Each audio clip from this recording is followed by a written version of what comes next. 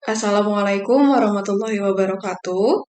Kami dari kelompok 1 akan mempresentasikan mengenai tahap pertama dalam Understanding by Design, yaitu tahap identifikasi hasil yang diinginkan. Sebelum memulai pemaparan materi, izinkan saya memperkenalkan anggota kelompok. Yang pertama ada Anissa Dwi Rahmawati, yang kedua ada Anissa Puspitasari, yang ketiga Linda Putri Sulistiana, yang keempat Meli Unaina, yang kelima Muji Prihatin, dan yang keenam saya Yulinda Pratiwi. Baik, saya akan menjelaskan mengenai tahap 1 dalam Understanding by Design atau tahap identifikasi hasil yang diinginkan. Pada tahap 1 ini, guru mempertimbangkan tujuan pembelajaran yang telah ditetapkan oleh kurikulum nasional dan meninjau harapan kurikulum. Pada tahap 1 ini, guru bisa membuat pilihan atau prioritas yang dibuat berdasarkan kinerja jangka panjang. Dalam aktivitas transfer of learning ini, peserta didik diharapkan dapat menerapkan dan mengaplikasikan apa yang sudah dipelajarinya dan dipahaminya di dalam kehidupan sehari-hari. Untuk membangun sikap responsif dan menggali pemahaman siswa terhadap materi, guru harus mampu membuat pertanyaan esensial atau essential questions yang fungsinya untuk menggali hal-hal berharga dalam diri peserta didik. Untuk dapat menyusun tujuan pembelajaran dengan baik, guru dapat menggunakan capaian pembelajaran yang sudah tertera mulai dari fase A, B, C, D, hingga fase F.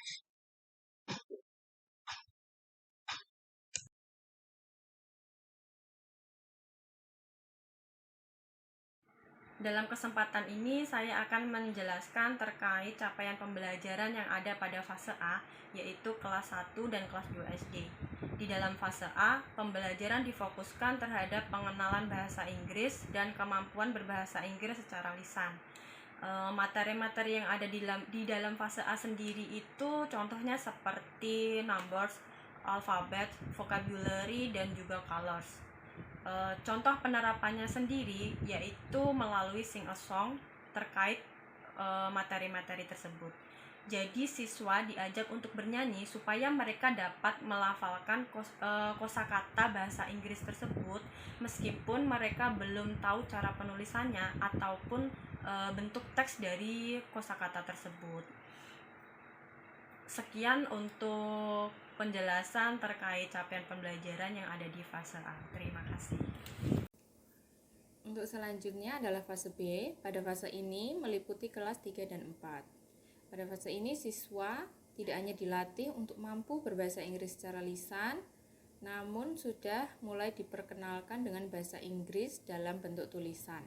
Contohnya pada materi numbers atau angka, siswa tidak hanya bisa mengucapkan angka dalam bahasa Inggris, namun juga sudah bisa memahami cara baca tulisan angka dalam bahasa Inggris. Contohnya angka 1 bahasa Inggrisnya adalah one, namun penulisannya bukan WAN melainkan ONE, di mana ada perbedaan antara penulisan dan pengucapannya.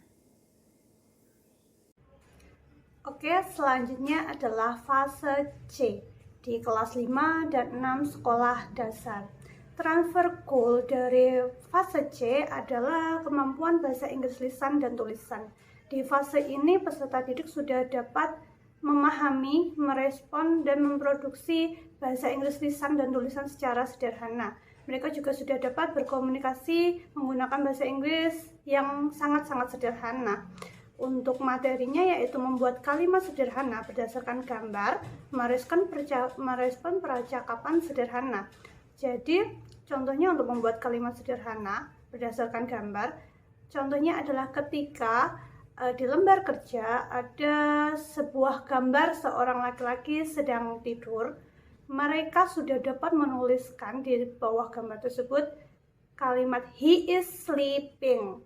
Nah, sebaliknya, ketika mereka disuruh membuat visualisasi sederhana gambar tulisan he is sleeping, mereka sudah bisa menggambarkan seorang laki-laki sedang tertidur.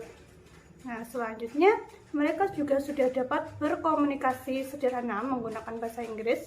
Contohnya saja ketika guru mengatakan good morning students, mereka sudah dapat merespon dengan good morning. Ya, selanjutnya ketika mereka ingin ke toilet, mereka juga sudah bisa menggunakan bahasa Inggris sederhana seperti Miss May, I wash my hands, seperti itu. Jadi di fase C ini siswa peserta didik sudah bisa memproduksi, memahami dan merespon bahasa Inggris lisan sederhana dan dapat menghasilkan tulisan bahasa Inggris. Selanjutnya yaitu fase D. Fase D ini merupakan fase untuk kelas 7 sampai kelas 9 SMP. Transfer goals dari fase ini yaitu penguatan bahasa Inggris lisan dan tulisan dengan target CEFR level A1 sampai A2. CEFR adalah Cambridge European Framework Reference, adalah standar yang diakui secara internasional untuk menggambarkan kecakapan berbahasa Inggris. Untuk level A1 yaitu level beginner. Pada level ini siswa diharapkan mampu membuat kalimat singkat dan sederhana sehari-hari menggunakan kosakata umum, kemudian berbicara dengan artikulasi dan pelafalan perlahan dengan penekanan with long pauses. Kemudian untuk level A2 yaitu level elementary. Pada level ini siswa diharapkan mampu menulis singkat dan sederhana menggunakan kosakata yang umum tentang keluarga dan menggunakan bahasa Inggris dalam pekerjaan. Kemudian pelafalan dilakukan dengan jelas dengan tingkat kecepatan berbicara yang rendah. Materi dalam fase ini biasanya yaitu tentang teks narasi, deskripsi, prosedur, dan teks-teks khusus lainnya seperti pesan singkat, iklan, atau yang lainnya. Baik, selanjutnya adalah fase E. Fase E ini ada di kelas 10 SMA. Transfer goal yang ada di fase E ini adalah penguatan bahasa Inggris lisan dan tulisan dengan target CEFR B1. Siswa telah melampaui bahasa Inggris dasar, namun mereka belum dapat bekerja atau belajar secara eksklusif dalam bahasa Inggris. Itu adalah kemampuan yang ada di CEFR B1. Kemudian materi yang ada di fase E ini adalah teks narasi, deskripsi, prosedur, eksposisi, recount, dan report. Meskipun beberapa materi sudah ada di fase sebelumnya yaitu fase D, namun mereka memiliki perbedaan pada tingkat kesulitan dan kompleksitas materi yang dibahas. Selanjutnya adalah fase F. Fase F ini ada di kelas 11 dan kelas 12 SMA. Transfer goal yang ada di fase F ini sama dengan transfer goal yang ada di fase E, yaitu penguatan bahasa Inggris lisan dan tulisan dengan target CEFR B1.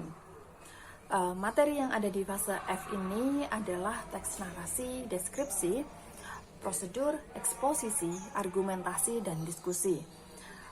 Beberapa teks ada pada materi di fase E, namun argumentasi dan diskusi ini ada di fase F. Artinya ada peningkatan perbedaan dari materi yang disampaikan di fase E dan di fase F. Terima kasih. Demikian presentasi yang bisa disampaikan oleh kelompok kami. Bagi teman-teman yang ingin memberikan pertanyaan atau tanggapan, bisa menuliskannya di kolom komentar yang sudah tersedia. Sekian dari kelompok kami. Wassalamualaikum warahmatullahi wabarakatuh.